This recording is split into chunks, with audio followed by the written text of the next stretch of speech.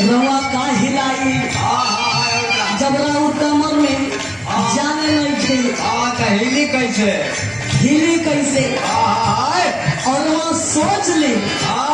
जब राउर कमर कमजोर हो गई बा तो आप इलाज करवाएगा इलाज करवाने का बड़ी दिक्कत हुई आपको हर काम में समस्या हुई आपके लेकिन है मास्टर थ्रेसर ने करिए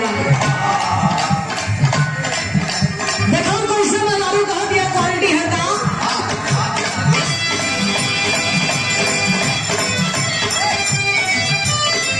बहुत बढ़िया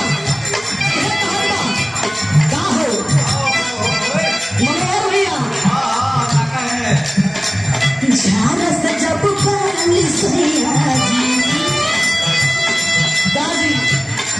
रवा बार बार का ही पछवा देखा भैया ने बड़ी मारा आप आगे बैठिए पता नहीं आप क्या देख रहे हैं पाछे आगे आइए महाराज आगे बहुत पाछे नहीं थे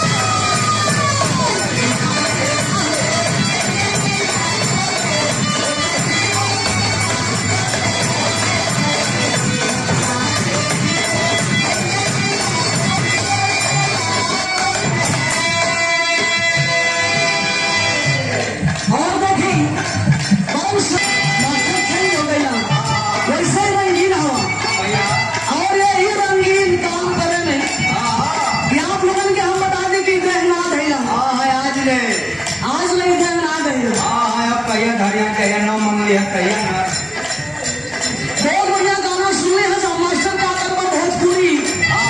भोजपुरी समाज में ऐसा भी ऐसा कुल गाना आ गई बा लोग बताओ हो कि भोजपुरी गंदा हो गई बा आप लोगों के हम बता दें कि भोजपुरी काहे गंदा भइल बा काहे हो भैया अगर ये मास्टर काहो करे जब बुरा लग जाए अंग्रेजी में बोल दे बा हेलो माय डियर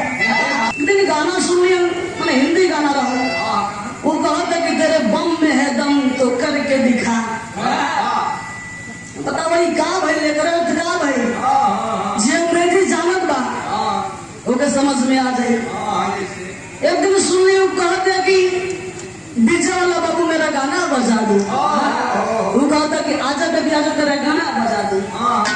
आजा बेबी आजा तेरा गाना बजा दो उन्हें ऐसा गावत हुआ क्योंकि समझ में आवत नहीं है आप भोजपुरी वाला जब खुला गावत हुआ तब मास्टर सबके मर्चा लग जाता है लेकिन